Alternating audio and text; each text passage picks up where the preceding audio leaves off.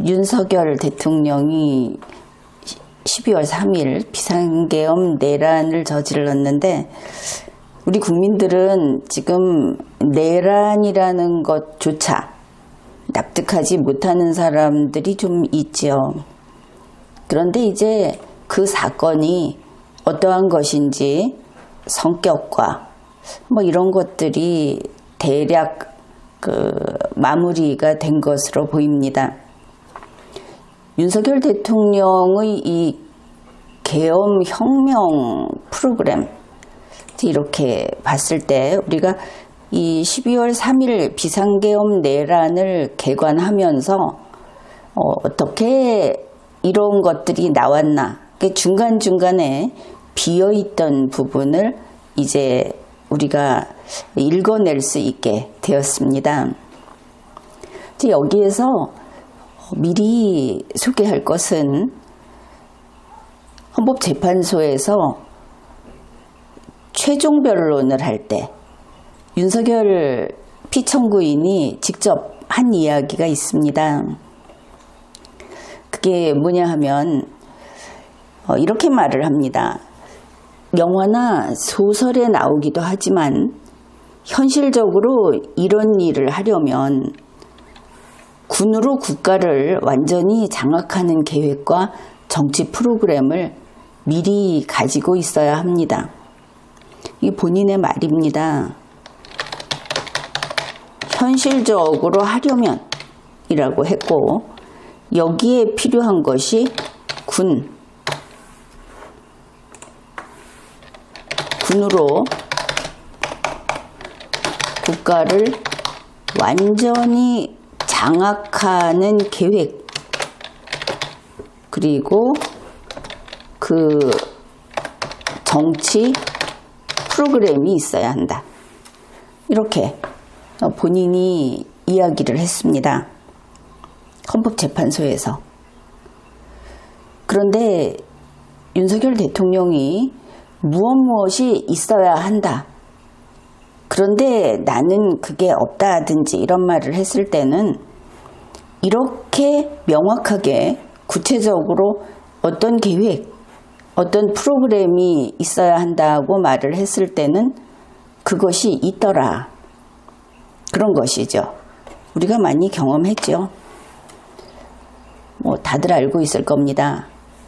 국회의원을 끌어내라고 했다든지 또 그 체포 명단에 대해서도 나중에는 국정원이 쫓아다녔다. 이렇게 국정원에게 부탁을 했다. 이런 말도 했고 다 확인을 해줍니다. 그러니까 지금 이야기했던 그런 것은 있다고 봐야 하겠죠. 바로 이런 아주 굵은 그 뼈대를 알고 있어야 12월 3일 비상계엄 내란을 이해할 수 있겠다. 이제 그렇게 되겠습니다. 이제 그 내용을 봅시다. 2024년 12월 3일 대한민국 제20대 대통령 윤석열은 국가 탈취 목적의 비상계엄 내란을 저질렀습니다. 국가를 자기들이 가지려고 윤석열을 비롯한 그 내란 세력이 이것이 국가 탈취라는 겁니다. 12월 3일 비상계엄 내란은 비상계엄을 무기로 국가 탈취를 기도한 내란입니다. 당연히 국가를 탈취해서 새 나라를 세우려는 내란이기 때문에 장엄한 의식을 수반하기 마련인 것이죠. 이 새 나라를 세우려고 했다 하는 것은 소소하지만 곳곳에서 드러나고 있습니다. 여인영 사령관이 세상이 바뀔 것이다 라고 했다든지 문상호가 마치 그동안 고마웠다 하고 야당 의원에게 작별 메시지 비슷한 것을 보냈다든지 하는 이런 것들도 알고 보면 여기에 바탕한 것인가 이렇게 생각을 할 수 있죠. 12월 3일 비상계엄 내란의 소통수단은 기술이 발달한 대한민국답게 과거처럼 쪽지로, 종이로 이렇게 한 것이 아니고, 그것은 물론 국무위원 이런 문관들에게 했던 방식이고, 그들도 포함해서 이 주된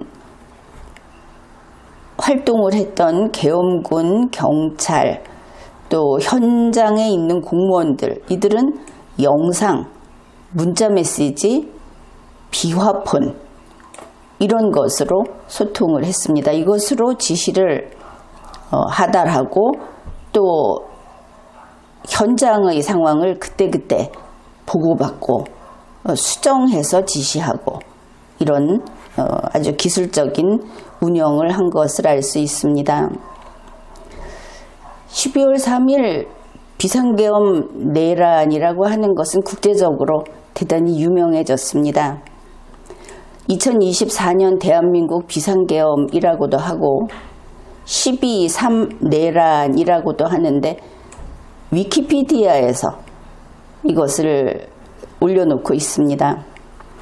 어떻게 정의를 하는가 하면 2024년 12월 3일 밤 10시 27분 한국 표준시, 영문으로도 올라 있기 때문에 대한민국의 대통령 윤석열이 텔레비전 연설을 통해 선포한 비상계엄을 의미한다. 이 텔레비전 연설 방식이라고 하는 것이 기술적이기도 하죠. 우리는 지금 이 소통수단을 한번 하나씩 살펴볼 겁니다. 먼저 12월 3일 9시 50분경 사전 예고는 없었다고 합니다. 갑자기 윤석열 정부로부터 방송사들에게 문자 메시지가 도착했답니다. 뭐냐 하면, 긴급 정부 발표가 있으니 중계 연결을 바란다. 이런 일방적인 통고였다고 하죠. 그리고 윤석열 대통령은 긴급 대국민 특별담화라고 하는 TV 영상 담화입니다. 그 담화를 통해서 북한 공산 세력의 위협으로부터 자유 대한민국을 수호하고, 파렴치한 종북 반국가 세력들을 일거에 척결하고 자유 헌정 질서를 지키기 위해 비상계엄을 선포한다고 밝힙니다. 이 영상을 자세히 보면 눈에 띄는 장면이 있습니다. 장엄한 의식, 그리고 숭배의 대상인 윤석열, 이런 분위기가 어디에 있을까 하고 보다 보면 이것도 그중 하나인가 보다 싶은데, 이상하게도 이 특별 담화를 하러 나온 대통령을 따라 나와서 그가 의자에 앉는 것을 시중드는 신하가 등장합니다. 보통 때 같으면 이것은 방송사고라고 할 일이지만, 이날은 마치 제사 지내듯이 식을 거행하는 거니까 그래서 그랬나 보다 싶은 것이죠. 자, 이렇게 비상계엄이라는 헌법에 규정된 비상계엄을 헌법에 규정되지 않은 방식으로 사용하는 윤석열. 그는 내가 했으니까 괜찮아 라고 하는 것이죠. 2025년 2월 25일 탄핵심판 최종 변론에서 피청구인 윤 씨가 이렇게 말을 합니다. 12월 3일 비상계엄은 과거의 계엄과는 완전히 다른 것이다. 이게 무슨 뜻입니까? 과거의 계엄이라는 것은 헌법에 따른 계엄이겠죠. 헌법에 따른 계엄이 아니다. 나 윤석열이 선포한 계엄이다. 결국 헌법에 당연히 헌법 따위는 위반한 계엄이다. 이게 이런 자백이 됩니다. 그런데 하는 것이죠. 왜냐하면 새 나라를 만드는 변혁이기 때문에 두려울 것이 없는 겁니다. 그 다음에 대통령실에서 2025년 1월 15일에 공개한 윤석열 자필편지라는 것이 있습니다. 거기에서 계엄은 국가 위기를 극복하기 위한 대통령의 권한 행사라고 합니다. 역시 대한민국 헌법에 규정된 그 계엄이 아니야 라고 하는 것이죠. 나 윤석열, 국가원수 윤석열의 계엄이야 라고 밝힌 겁니다. 결국 윤석열 스스로 초헌법적 존재라는 것을 공공연히 주장하는 것을 알 수 있습니다. 그러니 이 사람더러 대한민국 헌법을 위반했다, 법률을 위반했다 하는 이야기는 쓸데없는 것이겠죠. 그래서 지금까지 보여준 저런 오만한 행태는 바로 너희들 신민이 내 뜻을 모르는 것이야 하고 나온 행동인 것을 알 수 있습니다. 이렇게 보았을 때 국회에서 계엄 해제 의결을 하는 것을 그렇게 신경 썼겠는가? 이러면 모든 것이 달라지죠. 국회에서 계엄 해제 의결을 하고 났는데도 계엄군이 본관에 들어가려고 했다. 그것은 재차 계엄 선포를 하려고 한 것이다. 뭐 이런 이야기들을 했는데 그것보다도 그냥 반국가 세력 척결이라는 것을 밀어붙이려고 한 것이 아닌가. 이러면 상황이 달라지죠. 이진우 사령관의 휴대폰 메모, 그게 2024년 12월 2일의 메모입니다. 계엄 선포 전날이죠. 거기에 보면 이런 내용이 있습니다. 제목이 최초 부인님 대국민 연설 실시 전파시. 자, 이거를 전파한다 하는데 부인님은 윤석열 대통령이겠죠. 근데 여기에서 아주 특이한 장면이 보입니다. 전 장병이 TV를 시청한다. 그런데 거기까지만 해도 그냥 보라는 이야기인가? 그러면 우리 국군이 이 시간에 제각기 주저앉아 있거나 누워 있거나 굴러다니면서 보는 거냐? 그게 아니고 예의를 표시하는 자세로 TV를 시청하겠구나 싶은 것이 지휘관 정위치 지시 이렇게 되어 있습니다. 그러니 윤석열 대통령이 TV 대국민 담화로 비상계엄 선포, 그런데 그것이 이제 내가 국가를 변혁한다 라는 것이고, 그것을 전 장병이 이것을 지켜보고 지휘관들이 정위치에서 이것을 같이 시청한다고 한다면은 이것이 장엄한 의식의 한 단면이겠구나. 그것을 알 수 있습니다. 어떤 게 연상되는가 하면 히틀러가 군중에게 환호받을 때 거기 나치 도열한 모습이 있죠. 일사불란하게 경의를 표하는. 다른 독재자들도 그런 모습을 보여주는 것이 덜어 있습니다. 바로 그와 같은 광경이 메모로 남아 있었다 하는 것이고, 또 하나는 국회에 나온 군인들 언제 비상계엄 선포를 알았느냐고 하니까 다들 TV 보고 알았다고 했죠. 그래서 그들을 나무랐습니다. 말을 맞췄다. 물론 말을 맞췄을 수 있습니다. 그런데 TV를 봤다는 것만큼은 사실이 아닐까. 바로 TV 보고 알았다고 말을 하는 그 이면에는 전 장병 TV 시청이라고 하는 절차, 거기에 따랐던 것이 아닌가 이런 의문이 생깁니다. 그래서 우리 국군들을 대상으로 12월 3일 비상계엄 선포를 하던 그 순간에 바로 이와 같이 의식으로서 TV 시청을 했는지 확인, 조사를 반드시 해야 할 것입니다. 그런가 하면 전 부대 장병, 여기서 유의할 것이 이게 수방사만을 뜻하는 게 아니다. 왜냐하면 방첩사령관이 이번 비상계엄에서는 윤석열 대통령이 강조했듯이 국정원보다도 위에 있고 그렇게 말을 했죠.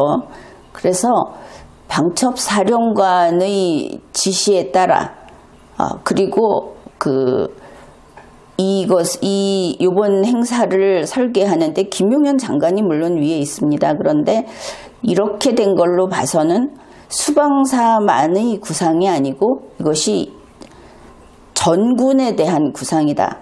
이것도 생각을 해야 하겠습니다. 전 장병이라고 했다는 것, 그리고 전 부대 장병에게 개인 휴대폰을 통합 보관 조치하고 휴대폰을 다 수거하고 영내 사이버방 인터넷망 자체를 폐쇄한다. 이러면 바깥쪽으로는 차단이 되겠죠. 그 다음에 사령부를 포함해서 사단, 여단급 부대의 위병소를 폐쇄한다. 그러니 보통 가족이나 가까운 사람이 찾아와서 만나는 것을 못하게 한다. 그러면 인터넷을 막고 전화로 연락하는 것을 막고 찾아와서 만나는 것을 막고, 그렇죠? 외부 언론의 접촉 시도도 차단한다. 언론을 막고, 이번에 비상계엄 선포를 하고 나서 기자들을 퇴거 조치했던 거 그거 보도됐죠. 대통령실에서도 나가라 하는 것은 계엄사령부의 명으로 나가라고 했습니다. 그 다음에 국방부 기자실에서도 군인이 와서 나가지 않으면 테이저건을 쓰겠다 하면서 나가라고 했던 이런 것이 있는데, 여기에 또 다른 외부 언론 접촉 시도를 차단한다. 그 다음에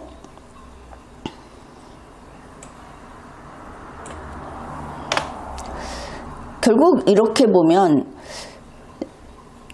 우리 부모들이 참 아들 딸 사랑이 대단한데 부모로부터도 차단하려고 하는 것을 알 수 있죠. 그러니까 결국 어떻게 되느냐 하면 비상계엄 선포를 하는 그 순간에 윤석열과 군, 앞에서 이야기했듯이 군으로 국가를 완전히 장악하는 계획이기 때문에 이번 이 국가를 탈취하는 데에는 윤석열과 군이 한편이고 나머지가 그 반대편에 있는 겁니다. 내란 세력을 제외하고는. 그런데 이 메모를 봤을 때는 국군 50만 하고 나머지 대한민국을 분리 차단시키는 것을 알 수 있죠. 이번 이 의식에서는 사병들은 부모하고도 분리 차단이 된다. 완전히 격리돼서 TV로 지도자를 바라보는 국군 50만, 이런 장면이 되는 겁니다. 계엄령을 선포한 이후에 1시간 만에 계엄사령부가 설치됩니다. 이 계엄사령부는 중요한 것이 모든 행정기능, 사법기능을 감독하는 곳이다. 계엄사령관이 있고 국방부 장관이 있고 이렇더라도 결국은 그 모두의 위에서 통제하는 것은 대통령입니다. 김용현 장관이 대통령으로부터 권한을 위임받았다 하는 이야기 때문에 김용현이 최종 책임을 질 수 있는 것은 아닙니다. 이것은 전국계엄이기도 하고 본인이 직접 나와서 TV 영상으로 등장해서 밝힌 거 아닙니까? 내가 선포한다.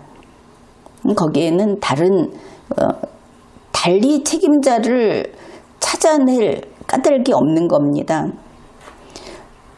그래서 계엄사령부가 설치되고, 그리고 계엄 포고령도 이때쯤 나오죠. 12월 3일 밤 11시경에는 모든 현역 장병의 전역이 연기됩니다. 이런 포고가 떨어졌다고 합니다. 12월 4일 오전까지 기한으로 휴가 나가 있는 사람을 포함해서 전 간부에게 복귀 명령이 내려집니다. 경찰 쪽에서는, 서울경찰청에서는 12월 3일 01시 00분경 을호 비상을 발령했습니다. 그리고 그 당시 알려진 것이 12월 4일에는 계엄사 보도처를 설치할 거다라는 것인데, 이 계엄사 보도처라는 것은 국방부 대변인실, 정부 대변인실 역할을 여기서 하고, 그 다음에 언론 통제, 그리고 검열 기능까지 맡는 계엄사령부의 조직입니다. 그 다음에 계엄령이 발령된 후에 국민이 어떤 위치에 있는가를 알 수 있는 뉴스인데, 계엄군이 성관이 당직자들의 휴대폰을 압수하고 그들의 행동을 감시하고 출입을 통제했다. 이런 것들이 밝혀져 있습니다.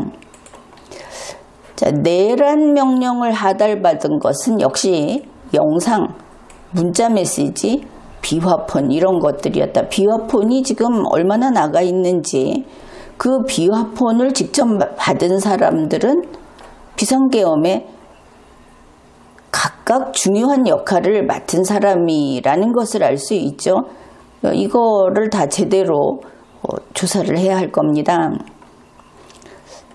우선 12월 3일 밤 11시에 각 부대에 내려온 지침, 이게 메시지로 왔다는 겁니다. 검문소와 탄약고를 확인하라. 그리고 이런 비상소집 지침이 하달됐는데 메시지로 왔다는 거다. 문자 메시지로 왔다는 거다. 그래서 이런 관련 지침이 전에 같으면 팩스로 간다든지, 어쨌든 왜냐하면 헌법에 우리는 법치주의고 법치행정이고 군사행정도 마찬가지로 여기에 구속을 받습니다. 대통령의 행위도 마찬가지로 반드시 문서로 해야 한다. 헌법과 법률에 따라서 해야 한다. 이렇게 돼 있는데, 물론 전자정부법에 의해서 이 문서라고 하는 개념이 확장되기는 했습니다. 그러다 보니 지금과 같은 비상사태에서는 문제가 생기는 것이죠. 그러나 기술이 발달했기 때문에 문서가 아닌 이런 증거들도 또 그만큼 다 확보할 수 있기는 합니다. 확실히 과거와 다른 것은 문서로 하달되지 않았다. 그 다음에 그러면 이 사람들이 다 비화폰을 갖고 있는 것도 아니고 어떻게 되느냐, 단체 대화방이라든지 이런 식으로 비상대기 명령이 하달됐다는 것입니다. 그리고 문건이 아닌 지침이 하달됐다. 지침 하달이 항상 이런 식으로 되고 있구나 하는 거를 또 볼 수 있는데, 12월 4일 11시에서 12시경, 이것은 비상계엄이 형식적으로나마 어쨌든 해제되고 난 뒤입니다. 그런데 이때 전방부대나 수도권 인근부대 이런 것을 가리지 않고 그 부대에 상급부대의 지침에 따른 이제 장병들이 출타하거나 이럴 수 있다는 지침이 하달이 됐는데, 이 뉴스가 주목을 받은 것은 뒷부분입니다. 지휘관 중대장 이상은 12월 8일 일요일까지 비상 소집이 있을 수 있으므로 휴가를 통제한다는 지침이 같이 내려갔다. 이제 이때 의심을 받은 것은 12월 7일 대통령 탄핵 소추 의결, 그때 무슨 일이 또 있을 뻔했다, 그런 게 아닌가 해서 이제 이게 뉴스로 떠오른 것입니다. 어떻든 우리는 지금 문서가 아닌 이런 방식으로 명령이 하달된 것이 이번 비상계엄 내란의 특징이다 하는 것을 살펴보고 있습니다. 2024년 12월 4일 0시 38분에서 1시 31분까지 이것이 검찰에서 공개한 방첩사 출동조의 단체 대화방 대화 내용입니다. 이제 이것이 왜 중요한가 하면은 체포명단하고 관련해서 증거가 되는 것이기 때문입니다. 그런데 이 카톡 내용을 보면 이렇습니다. 자기들끼리는 이렇게 느슨한 것인가? 마치 사람을 잡고 사람을 구금하고 하는 것에 전혀 감동 없이 정말 디지털 시대는 이런 것인가 하는 느낌이 들 정도로 내용이 그런 내용입니다.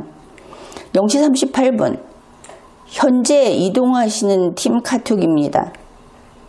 이걸 이제 단체 대화방이니까 거기에 접속한 사람들은 다 보는 것이죠. 기존 부여된 구금 인원을 전면 취소한다. 그 전에 구금 인원이 얼마가 있었는지 우리가 잘 모르기도 하지만 나와 있는 것은 지금 한 14명 정도 나와 있죠. 모든 팀은 우원식, 이재명, 한동훈 중 보시는 팀 먼저 체포해서 사람을 무슨 닭 쫓듯이 해서 눈에 먼저 보는 사람부터 잡아라, 이렇게 이야기를 합니다. 구금시설은 수방사인데 그곳으로 이동하시면 됩니다. 현장에 있는 작전부대를 통해 신병을 확보한 이후 인수받아서 수방사로 구금 바랍니다. 포승줄 및 수갑 이용. 이거를 단체 대화방에서 이렇게 뿌립니다. 그러면 이것을 보고 이대로 임무 수행을 하는 것이죠. 그런데 포승줄과 수갑을 이용하는데 현재 보면 우원식, 이재명, 한동훈이 무슨 혐의인지 나오지도 않죠. 이 사람들이 이재명이 나쁘다 이렇게 얘기하는데 이재명이 무슨 범죄를 저질러서 지금 이 시간에 포승줄과 수갑을 이용해서 잡아서 그래서 수방사에 구금해야 하는가, 이런 것들이 없는 겁니다. 아무튼 이것을 그냥 대화방에 뿌리면 그대로 움직이는 것이 계엄군이다. 그 다음에 또 이렇게 나옵니다. 문자 확인하시면 답장 부탁드립니다. 그럼 여기에 나도 봤어요 이런 게 올라오겠죠. 국수본 지원 인력 명단입니다. 이런 것들이 그냥 대화방에 올라오면 이게 지시가 나온 것이죠. 이 뒷부분은 검찰이 공개할 때 지운 겁니다. 이름이 강력, 정, 문, 김, 박, 원래 이름 다 있었죠. 이, 조, 김, 전, 조, 심 이런 사람들이 국수본 지원 인력이다. 이렇게 지원 인력도 대화방에서 보고, 현장에서 조인할, 이거는 영어죠. 현장에서 만날 경찰 연락처를 알려드리겠습니다. 접선하셔서 임무 수행하시면 됩니다. 도착 시간 보고 바랍니다. 경찰은 5개터. 자, 이것도 뭔지를 밝혀야 하겠죠. 경찰 접선 후에 집결지 통일 필요. 7조 출발합니다. 집결지는 국회 수소 충전소, 국회 경비대 옆이다. 여기 시간대로 막 뜨는 것입니다.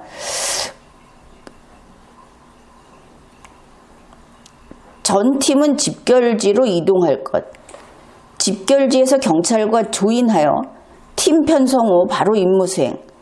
그렇다면 지금 7조 출발한다고 했을 때 우리가 알기로는 방첩사 쪽에서 10조까지 출발했다고 지금 밝혀졌습니다. 그런데 집결지에서 경찰과 조인해서 또 임무 수행한다고 하면 이 부분은 어떻게 바뀌었는지 알 수 없죠. 현재 국회 충전소에 경찰 50명이 대기 중입니다. 그곳으로 이동해서 팀별로 편성 후 활동 바랍니다. 이런 것들이 대화방에서 뜨고 실시간으로 이 지시를 받고 그 다음에 임무 개시를 하고 이렇게 했던 것을 알 수 있습니다. CG 지시로 현 상태 대기 지시 내려왔습니다.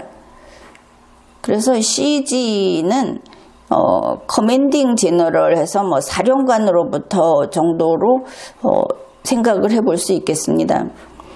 다들 대기하는데 이상 없으시죠? 그러니까 이거는 하나만 소개를 했는데 이제 또 다른 사람도 이렇게 답변을 합니다. 자기들끼리는 그 바쁘고 사람을 잡고 쫓고 하는 그런 참혹한 순간에 깍듯이 존댓말을 하고 있습니다. 자, 이렇게 임무 수행을 했다는 것을 알 수 있죠. 그 다음에 또 역시 이번 아날로그식이 아닌 디지털식의 내란은 이렇게 하는구나 하는 것을 보여주는 게 화상회의입니다. 근데 여기에서 한 가지 우리가 유의할 것은 이 화상회의라는 이런 수단으로 군사 내란, 군사 반란 그 성격도 있죠. 그런 것을 실행을 했는데 여기에서 확인할 수 있는 건 그겁니다. 반드시 출동해야 참가하는 것은 아니다. 전국 각처에 원래 그 부대가 있는 자리에서 화상회의에 참가를 한 다음에 거기에서 지시받은 대로 자기네 몫을 하면 됩니다. 예전처럼 한 곳에 집결을 한다든지 이동을 한다든지 할 필요가 없다.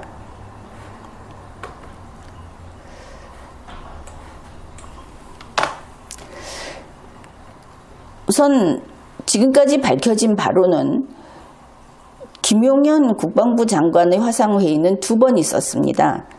처음 1차 화상회의부터 보겠습니다.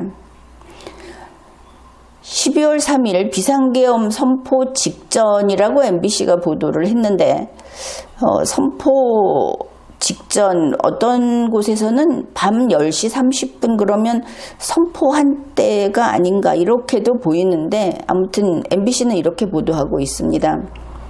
김용현 국방장관이 전군 지휘관 회의를 주관했는데 그게 화상회의였다. 자, 1차 회의에 우리는 이번 비상계엄 내란에서 방첩사, 수방사, 특전사 뭐 이런 데서 동원이 됐다 이렇게 알고 있었는데 그게 아니다. 그것뿐만 아니라 미사일 방어사, 연합사, 드론 작전사 이래가지고 37개 부대가 이 화상회의에 들어왔다는 겁니다. 또한 검찰 공소장에서 김용현 장관이 이 화상회의에서 이제부터 전군은 국방장관이 지휘한다. 명령에 따르지 않으면 항명죄로 처벌한다고 했다고 검찰 공소장에서 밝히고 있는데 이제 의심을 하자면 그렇습니다. 김용현 장관에게 이렇게 모든 책임을 자신이 진다고 밝혔다는 공소장 이것만 보면 윤석열 대통령은 빠지고 국방부 장관을 수괴로 한 군사 반란이다. 이렇게 갈 수 있을 것 같지만 이번에는 그것이 불가능하다. 대통령이 TV 연설을 했기 때문에 무슨 말을 해도 소용이 없다. 김용현 장관이 이거는 내가 책임을 지고 한다. 내가 무엇을 작성했다 해도 그것은 무조건 윤석열의 명에 따른 것이다. 이것을 분명히 알아야 하겠습니다. 그런데 이 대목에서 이 37개 부대가 참여했는데 이들을 향해서 명령에 따르지 않으면 항명죄라고 한다면 이 전군 지휘관 회의에 들어온 지휘관들이 명령에 따르지 않고 그런 사람들이 아니죠. 그런데 굳이 이 말을 했다는 것은 이때 김용현 장관이 이렇게 하라고 했던 명령이 바로 이 37개 부대에 항명이 나올 만한 명령을 했다는 것인가? 헌법과 법률에 위반되는 명령을 했다는 것인가 하는 그런 추론이 가능해지는 대목입니다. 그 다음에 같은 검찰 공소장에서 김용현 국방부 장관이 수방사령관과 특전사령관에게는 이렇게 말을 했답니다. 기존에 하달했던 임무를 실시하라. 그러니까 12월 3일 1차 전군 지휘관 회의가 있기 전에 이미 계엄 임무를 하달했다는 것을 알 수 있죠. 여기에 대해서는 곽종근 사령관이 증언을 한 바가 있습니다. 12월 3일 이전에 6군데를 봉쇄하라는 사전 지시를 받은 바가 있다. 그래서 비상계엄이 있을 것이다. 이것은 비상계엄 시의 임무다라는 것을 알았든 몰랐든 그것은 이미 문제가 되지 않는 시점입니다.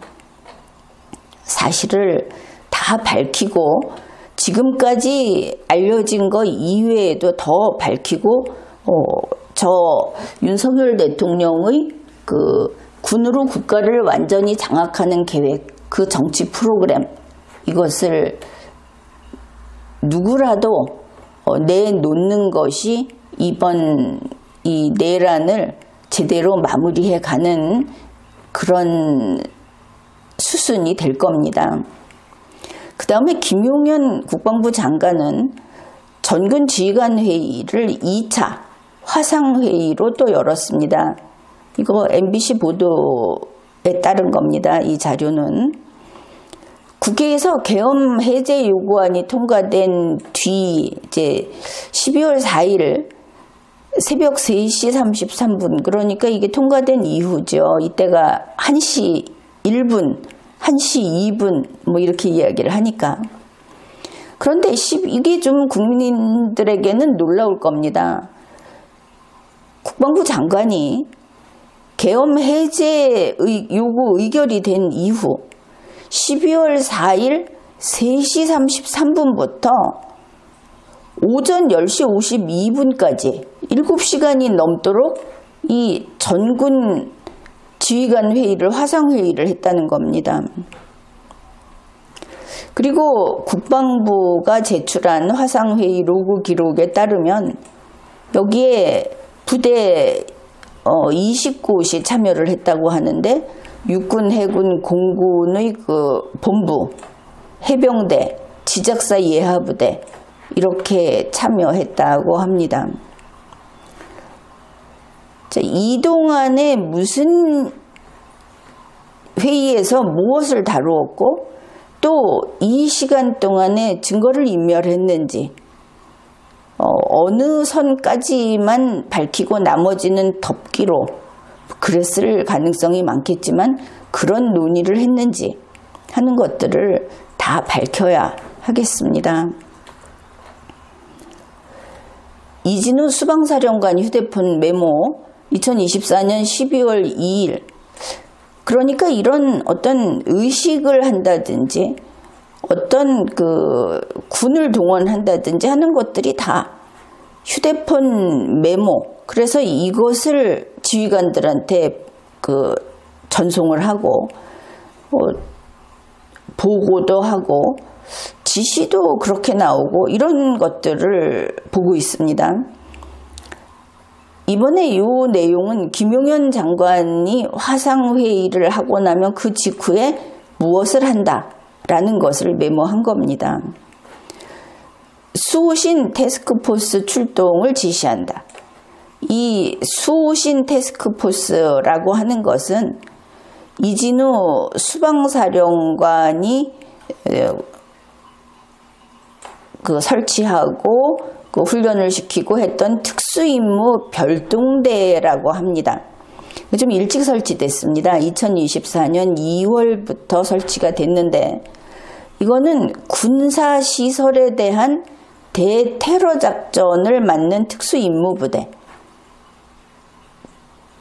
대테러 작전인데 군사시설에 대한 대테러 작전. 그러면은 여기에서 무엇을 하려고 했는가? 여러 가지 궁금한 면이 있는데, 그런데 이 수신 태스크포스가 출동할 때의 그 모습을 한번 생각해 보십시오. 흑복을 입는다. 이것은 그 영상이나 사진에서 봤죠. 안면 마스크를 착용합니다. 마치 영화에 나오는 그런 특수 요원 같은 그런 모습이고, 흑복을 입는데 칼라 태극기를 부착합니다. 아주 강렬한 인상을 주겠죠. 야시 장비를 휴대하고, 그런데 나머지 것들은 대단히 아날로그식입니다. 쇠 지렛대, 망치, 톱 이런 걸 휴대한다. 근데 이 정도 특수임무부대라고 한다면은 쇠 지렛대, 망치, 톱 이런 거 말고 이 도구를 가지고 하려고 하는 일을 더 잘할 수 있는 도구도 있었을 텐데 어째서 이런 것을 가졌을까? 의문이죠. 그 다음에 이제 공포탄도 개인 불출. 이 불출이라는 것이 한자로는 이렇게 쓰고, 이 불출이라는 것은 지급한다, 가지고 갔다, 이렇게 이해하면 됩니다. 안 가지고 갔다, 이게 아니 불자로 생각하면 뜻이 달라지죠. 이 수신 태스크포스는 방송사 카메라에도 잡혔습니다. 그래서 그 사람들이 어떤 외관인가 하는 것을 알 수 있게 됐는데, 12월 4일 새벽 2시경 여의도 한강공원 주차장에서 이 수호신 태스크포스 39명이 영상에 포착이 됐습니다. 근데 특징이 군인마다 군복 색깔이 다르고, 그러니 제각각인 것이죠. 헬멧에 야간 투시경을 달고 적외선 라이트도 달고, 소음 차단 귀마개도 했고, 그러면은 무슨 소음이 나는 무기를 쓰려고 했던가, 그런 무기도 있다고 했죠. 3단봉으로 추정되는 무기를 가지고 있었고, 응급 상황에 대비해서 전투복을 절개하는 가위까지 갖추고 있었다. 그러면 전투복을 절개해야 할 경우에는 총을 맞든지 불이 붙든지 그런 상황을 예상했다는 거 아닙니까? 이 수호신 태스크포스는 대테러 초동조치 부대이고 대테러 특수임무 부대이고, 이제 이런 곳곳에서 사람들을 차출했는데 저격반도 있고 기동중대, 화생방 대응팀, 그래서 여기에서 사람들을 차출해서 구성을 했다고 합니다. 군인들 가운데 어떤 사람은 헬멧에 영문과 숫자를 조합해서 소속을 확인하는 암호 콜사인도 포착이 됐다고 합니다. 이진우 사령관의 메모에는 이제 이 수호신 태스크포스를 내보낸다. 그 다음에 대테러 대기부대를 먼저 투입하고 본관에 배치한다. 이게 12월 2일입니다. 그러니까 국회 본관에 계엄군이 대테러 부대가 투입된다 라고 하는 것은 이미 정해져 있었고 알고 있었던 것이죠. 12월 3일 당일까지 몰랐다는 이야기는 대부분은 거짓말이다. 특히 12월 3일 초저녁에 경찰이 알고 있었습니다. 안가 만찬에서. 그런데 경찰보다 지위가 높다고 할 수 있는 국무위원들이 저녁 8시까지 몰랐습니다. TV 보고 알았습니다 하는 것은 다 거짓말입니다. 그 사람들은 비상계엄 내란에서도 상당히 중요한 역할을 했던 것을 놓쳐서는 안 되는 것이죠. 그 다음에 같은 이제 메모에 후속대 1개 대대를 투입하고 국회 협력단의 지원을 받아서 그 구역을 세밀히 배치한다. 그런데 나중에 국회 협력단 단장은 자기는 협력하지 않았다고 하는데 이것도 수사를 제대로 해야 할 겁니다. 그 다음에 필요하게 되면 필요시에는 서울시장, 경찰청장과 공조통화를 실시한다. 수방사령관의 메모입니다. 그러면 이 통화를 하는 것은 비화폰으로 하는 것이고 경찰청장은 비화폰 받았다고 했죠. 중요한 거는 오세훈 시장도 비화폰을 받았다. 지금까지 그런 얘기 안 하고 있지 않습니까? 오세훈 시장 비화폰 받았으면 그 비화폰으로 비상계엄 상황에서 무슨 일을 했는가 밝혀야 할 겁니다. 그리고 나서 작전 중간 보고를 한다 이렇게 해놨는데 이 보고를 하고 나서 검찰이 이 휴대폰 포렌식을 하면서 이진우 사령관이 이런 걸 했다는 것을 더 찾아냈습니다. 그 휴대전화로 검색을 했는데 문을 열거나 부수는 데 사용하는 도구, 김용현 장관에게 문을 열거나 부수라는 말을 들었나 보다 싶죠. 이거를 검색을 하고 쇠지렛대, 그 다음에 국회 해산이 가능한가요? 그러면 국회 해산하라는 지시를 받았겠죠. 대통령 국회 해산권이 있나요? 이런 것을 검색했답니다. 결국은 12월 2일에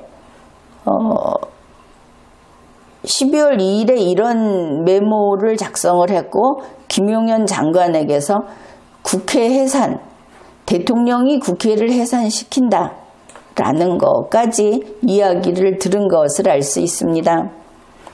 그래서 이번 비상계엄 내란은 결국은 디지털 소통수단, 크게 말해서 대략적으로 말해서 그런 수단을 사용했다. 그래서 비화폰 서버를 확보하지 못하고 비화폰에 있는 자료들을 서버를 관리하는 측에서 일괄 삭제도 가능하고 증거인멸이 너무나 쉽고 이런 것 때문에 좀 지금까지는 어려움을 겪고 있는데 그만큼 또 복구도 할 능력이 있지 않겠습니까?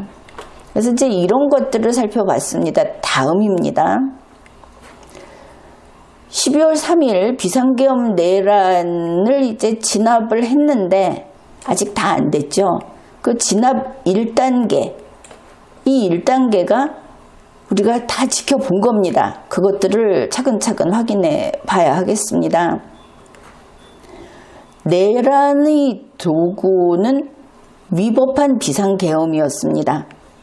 우리 헌법에 그런 비상계엄은 없습니다. 그러니 이름은 비상계엄인데 위법한 비상계엄 이것이었고, 이거를 2024년 12월 4일 1시경 국회가 해제 요구를 의결했습니다. 그리고 의결한다고 끝나는 것이 아니죠. 같은 날 4시 30분에 국무회의에서 이 안건을 승인하고, 그래서 이런 절차를 거쳐서 위법 비상계엄이지만 해제되었습니다. 그리고 비상계엄이 해제되니까 비상계엄을 근거로 설치됐던 계엄사령부도 해체됐고, 이 계엄사령부를 근거로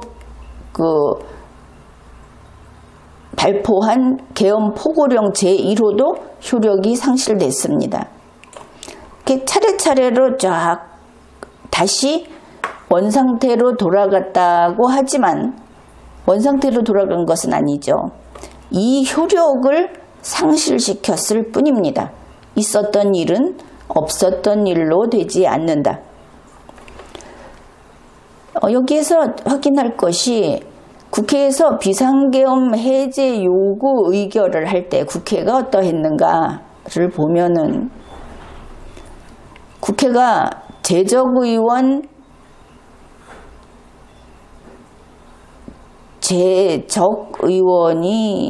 아니고 재석이겠죠. 이제 4일 재적의원은 300명이고 이 190명 전원 찬성으로 계엄 해제 요구 결의안을 가결했습니다. 그런데 윤석열 대통령과 같은 정당인 국민의힘, 윤석열 대통령을 대통령 후보로 추천했던 국민의힘은 전체 108명인데 그 중에 18명이 이 해제 요구 결의에 참여했습니다. 90명은 위법 비상계엄을 수호하겠다고 한 것인가? 뭐 다른 사정도 있을 수 있지만 아무튼 이러한 헌법을 지키는 임무를 수행하지 않았다. 이거는 사실입니다. 국가 탈취 목적의 비상계엄 내란이 이런 과정을 거쳐서 형식적으로 진압이 되었고 이것을 진압 1단계라고 이름을 붙였습니다.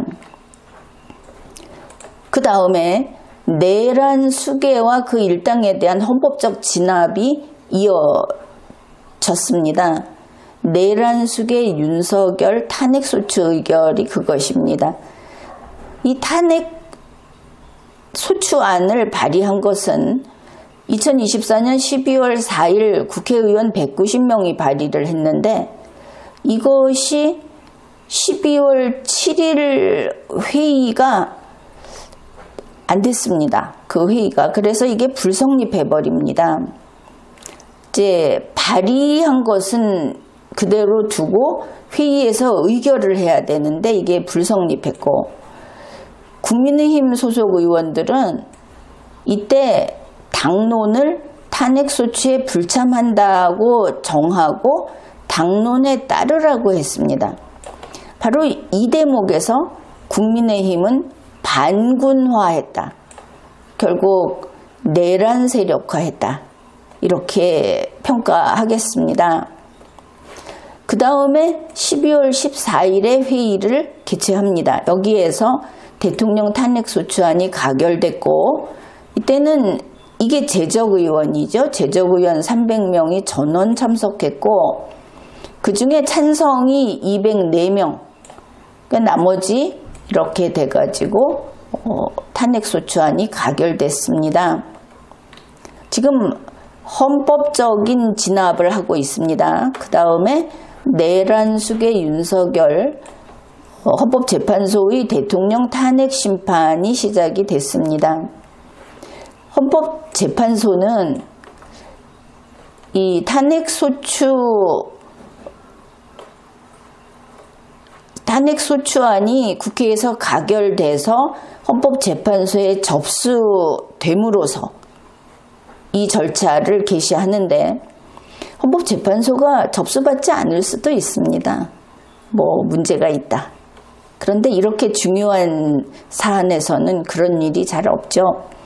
2024년 12월 14일 오후 6시 15분에 접수를 했고 사건 번호가 2024 헌납 8 이렇게 부여가 됐습니다. 그런가 하면 국회는 탄핵소추안을 가결한 다음에 헌법재판소에 접수하고 또 한편으로는 대통령 윤석열 본인에게 전달을 해야 합니다. 그래서 탄핵소추 의결서를 송달하는데 그것이 12월 14일 오후 7시 24분에 송달을 해서 바로 이때 윤석열의 대통령 권한 행사가 정지됩니다. 이걸 보면 헌법재판소 접수가 더 먼저인 것을 알 수 있죠. 자, 헌법 제65조 제3항에서 탄핵소추의 의결을 받은 자는 탄핵 심판이 있을 때까지 그 권한 행사가 정지된다. 그런데 의결이 된 그 순간에가 아니고 의결서가 송달된 순간에 이렇게 됩니다. 여기에 대해서는 지난 방송을 참조하십시오. 그런데 이 헌법적 내란 진압 과정에서 최상목 대통령 권한 대행이면서 기획재정부 장관인 최상목이 헌법재판소의 구성권을 방해하고 있습니다. 계속 그러고 있습니다. 역시 이런 면에서 최상목은 반군화, 내란 세력 편으로서 그 권한을 남용하고 있다. 이렇게 볼 수 있겠습니다. 그리고 헌법재판소의 변론 절차는 종료됐습니다. 그렇지만 2025년 3월 하순까지도 헌법재판소에서 2024 헌납 8에 대한 그 결정을 내지 않고 있습니다. 그래서 국민들이 초조해하고도 있고 또 그 내란수계, 이때는 내란수계가 아니고 피청구인 윤석열은 다시 대통령으로 복귀하겠다고 꿈에 부풀어 있다고도 하고 그렇습니다. 지금까지 이 내란의 그 1단계 진압 그리고 헌법적인 진압, 이제는 내란 수계에 대한 사법적인 진압, 이것을 살펴봐야 하겠습니다. 내란 수계 윤석열의 체포, 여기에서 시작이 되죠. 물론 이것은 대한민국 헌법 제84조의 권능으로 가능한 겁니다. 고위공직자범죄수사처에서는 2024년 12월 30일에 피의자 윤석열 체포영장을 신청을 했고 서울 서부지방법원에서 12월 31일에 체포영장을 발부했습니다. 그래서 공수처와 경찰이 이때 그 공수처는 공조본을 구성을 했죠. 거기에서 2025년 1월 3일에 피의자 윤석열 체포영장 집행을 시도했는데 대통령 경호처가 이 체포영장 집행을 무력 저지했습니다. 이때 대통령 경호처는 반군화, 내란 세력화했습니다. 국가의 반기를 든 것이죠.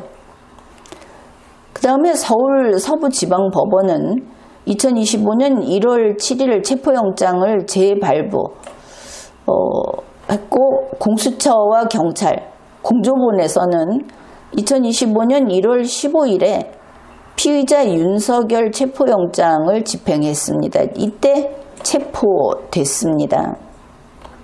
이제 사법적 진압이 이렇게 한 단계 한 단계 실행이 된 것이죠. 그 다음에 내란수계 윤석열의 구속입니다. 고위공직자범죄수사처는 2025년 1월 17일 피의자 윤석열에 대한 그 구속영장을 신청합니다. 그 구속영장을 서울 서부지방법원에 청구를 했고, 서울 서부지방법원은 영장실질심사를 거쳐서 2025년 1월 19일 새벽 3시에 구속영장을 발부했습니다. 그런데 이 영장실질심사에서 피의자 윤석열은 직접 출석을 해서 처음에 40분간 발언을 했고 끝날 무렵에는 다시 5분간 최종 발언도 했다. 이렇게 알려지고 있습니다. 이렇게 구속영장이 발부되고 나서 바로 그 순간에 서울 서부지방법원이 폭도들에게 습격, 점거당하는 이런 폭동이 발생했습니다. 2025년 1월 19일 새벽 2시 59분경으로 돼 있으니까 구속영장 발부된 것이 3시고 같은 시간대라고 할 수 있겠습니다. 윤석열을 지지하는 군중은 그 전날부터 서울 서부지방법원 주변에 모여서 집단 행동을 했고 윤석열의 변호인단에 속해 있는 변호사들 몇 명의 이름이 이 현장에서 나오기도 했습니다. 바로 이 군중은 이때 반군화, 내란 세력화했다고 볼 수 있겠습니다. 윤석열을 지지하는 군중 가운데 수백 명 폭도들은 서울 서부지방법원을 습격하고 점거하고 그 시설을 파괴했으며 경찰, 민간인, 기자 등을 그리고 법원 직원들 이들에게 위협을 하고 폭행, 상해도 저질렀습니다. 공수처 직원들도 다친 사람이 나왔습니다. 수사관도 있었던 것 같습니다.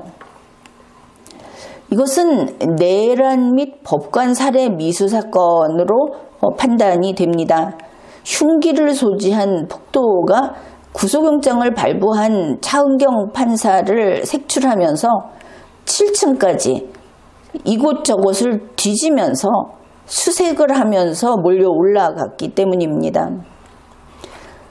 그리고 나서 내란 수계 윤석열이 공소 제기됩니다. 검찰에서 공소 제기를 하게 되었는데 검찰 특수부는 2025년 1월 24일에 피의자 윤석열 구속기간 연장 신청을 했지만 서울중앙지방법원은 같은 날 기간 연장을 불허했습니다. 검찰 특수부는 1월 25일 새벽 2시경에 구속기간 연장을 재신청했지만 서울중앙지방법원은 1월 25일 오후 8시 57분경에 또다시 불허했습니다. 검찰은 1월 26일 피의자 윤석열을 구속 기소했습니다. 자, 이 순간은 우리가 이렇게 12월 3일 비상계엄 내란을 개관하고 있는데 바로 이 장면에서 대한민국 검찰은 아마 사형수의 기분을 느꼈을 겁니다. 속수무책이다. 아무것도 할 수 없는 앞으로 검찰이 어디로 갈 것인가를 체험한 그런 순간이 아니었을까. 비상계엄 내란의 과정에서 그것을 진압하는 과정에서 역시 검찰도 죽음을 예감하고 있겠구나 하는 것을 알 수 있습니다. 이 장면은 우리가 좀 기억을 해둘 필요가 있겠습니다. 역사는 흐르는 것이고 바뀌어야 한다면 바뀔 수밖에 없는 것 아니겠습니까? 검찰이 비상계엄 내란을 막을 수 있었다면 어땠을까? 역시 역사는 가정으로 이야기할 만한 것은 아니죠. 내란 수계 윤석열의 구속 취소입니다. 피고인 윤석열은 2025년 2월 4일에 구속 취소 청구서를 법원에 제출합니다. 서울중앙지방법원 형사합의 25부 재판장은 지귀현인데 이 구속 취소 청구를 2025년 3월 7일에 인용합니다.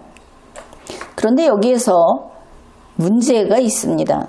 왜냐하면 법원의 재판은 다시 판단할 길이 없지만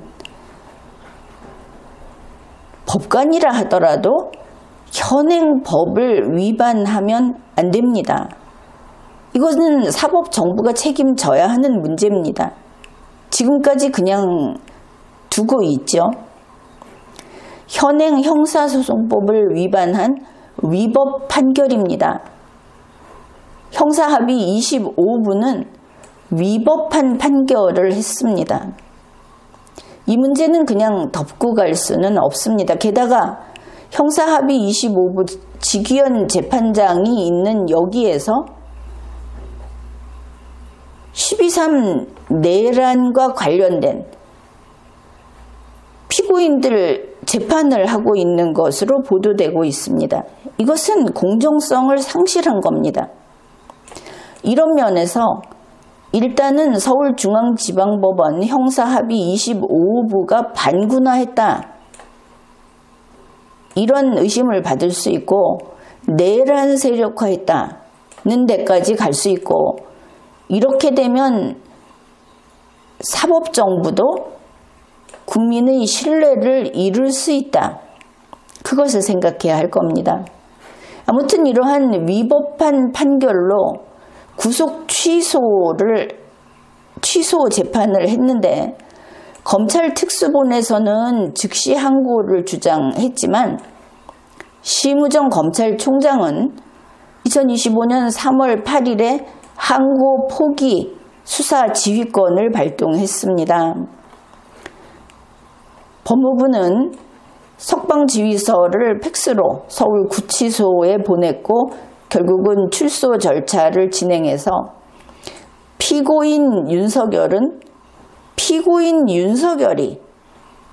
내란범 피고인 윤석열이 대한민국 대통령 관저에서 살고 있습니다. 불구속 상태에서 형사재판을 받게 된 겁니다. 이것이 정의롭게 보입니까? 12월 3일 비상계엄 내란 후 100여일이 지난 지금까지 현직 대통령을 중심으로 하는 내란 세력이 건재하고 있습니다.